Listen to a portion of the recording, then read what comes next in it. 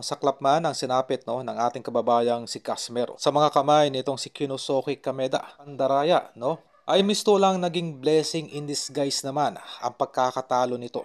Dahil mula po sa balitang inilabas ng Koki Kameda Promotion ay patuloy na raw umuusad ang kanyang negosasyon sa tumatayong manager ni Naoya Inoue na si Ohashi. Ito ay patungkol pa rin sa posibleng pag-akyat ni Naoya Inoue sa featherweight division upang iwasan ang dalawang bigating fighters. Ito yung tangka no, na pag-iwas ni Naoya Inoue dito kay Junto Nakatani at dito kay Rodriguez na kung saan ay maraming mga boxing analysts nagbibigay ng kanilang mga opinyon na dito matatapos ang karir ang nasabing The Japanese Monster. Gusto lang ginagawa na nga po ng paraan no, nitong si Ohashi upang maiakyat. Gawan ng justification itong pag-akyat ni Naoya Inoue sa featherweight division or sa 126. At dito ay susubukan itong si Naoya Inoue na mag-adjust sa sabing division at lalabanan itong si Cuadro Alas. Well, marahil no, ay nakita ng kampo ni Naoya Inoue, partikular nitong si Ohashi na medyo mabagal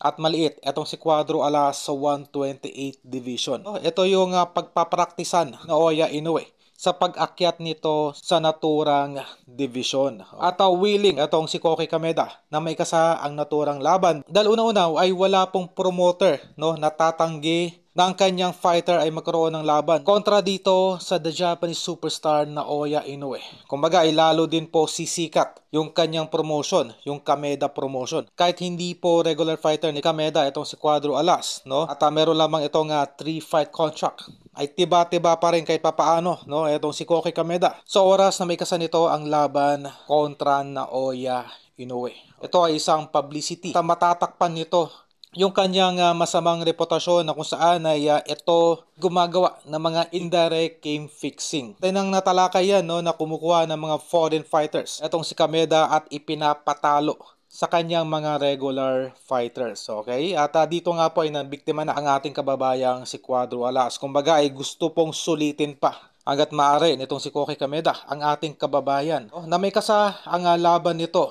kontra sa Hapon na si Naoya Inoue.